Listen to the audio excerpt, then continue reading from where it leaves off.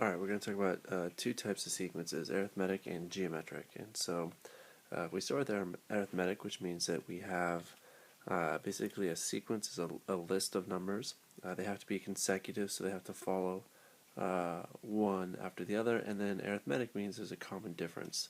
So you just add or subtract something to get to the next term. So if we look at this first sequence here, we're subtracting 4 every time, which means our common difference is -4.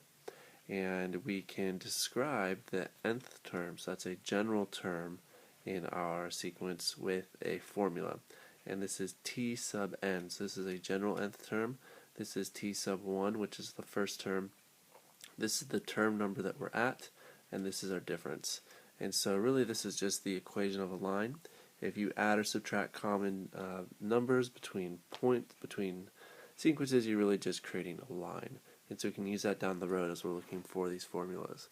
And so we have the ability here to take our values and write a formula for the nth term. So first off, I figure out that this is arithmetic. I have a common difference of 3, and so I can use that in my general formula. I have t sub 1, which is 2, and so I just plug those in, and that becomes my formula for the nth term for that arithmetic sequence. We also have what's called a geometric sequence, which is very similar. Instead of adding or subtracting, we multiply by a common ratio, and that could be a number that is greater than 1 or less than 1, so we could grow or shrink, but the key idea is that we have multiplication. And so if we look at this, we're dividing by, or multiplying by -1/3 every time, so that becomes our common ratio. And this is our general formula. Again, we have similar pieces. We have a first term, we have our term number, which is n, and then r is our ratio. In the arithmetic it was d, but now we have a ratio between them. So we can see here that we have our values. We just multiply by -2. R is -2, and so we can plug those into our nth term formula, and that becomes our equation for that geometric sequence. Sometimes you're going to see sequences described in terms of that became before them. It's called a recursive formula, and it's really helpful to make a chart and lay things out that way. So we're going to need a starting value, something to kick off our recursion, and then we need a formula that defines things in terms of what came before them. So if we make a chart, there is n, there's the term that came before that one, and then there's the term that we're working on now, and we just apply the formula. So my first one, there's nothing that comes before it, so it's not applicable to have an n-1 term here. And then the starting point is 3, so that's just using this piece and moving it down there. And now when I move to n is 2, the term that came before it was 3, and I apply the formula and I get a 7 out. That becomes t sub 2. So when I use 3, that drops in there, and I have 15. And I could keep going as far as I want, building on top of the cases that came before it. They can get more complicated. We again just make a larger chart. So I have 3 things. I have n-3, 2, 1. And if it depends on 3 things, I'm going to need 3 starting values. I'm going to kind of start this thing off and build from it. So I'm going to put in my first terms, my second, and I'm going to put in my third. Right, and now on the next line, I actually have values for the previous 3 terms, and so I can determine the 4th term with the formula and get 10. And I can continue to build that as far down as I needed.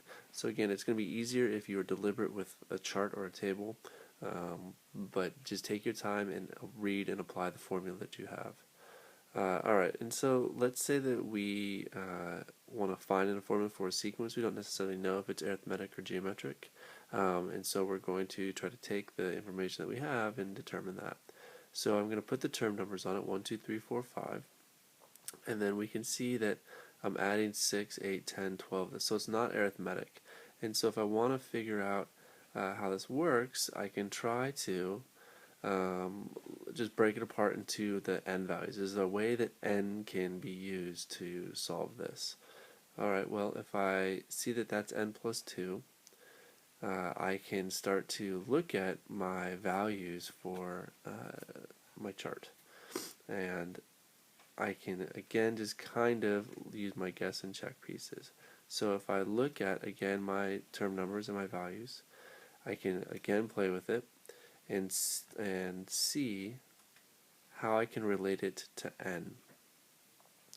So that piece here, 6, is going to be written as 2 times 3, which is n plus 1 times n plus 2, and that seems to work across the board. And then I have to figure out how I get the 3, the 4, the 5, the 6, the 7. That's linear. That becomes my n minus 1. So we're going to, it becomes minus 1. So that becomes my nth term. Those again are a little bit trickier. They just take some time and you have to work through them. Alright, so here's some formulas that we're working through.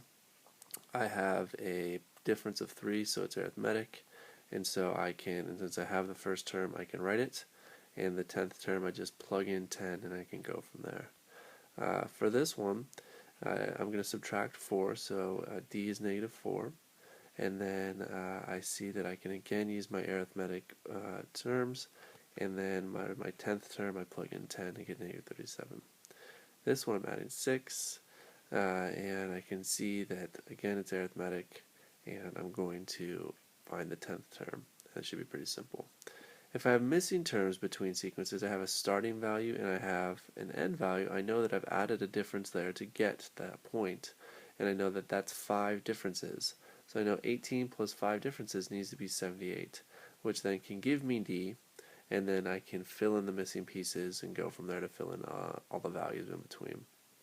Do the same thing for geometric. I know that I've multiplied by r 4 times to get to from 4 to 324. So 4 times r to the 4th is 324. Just solve for r. R is 3. That becomes my ratio, and I can solve it from there.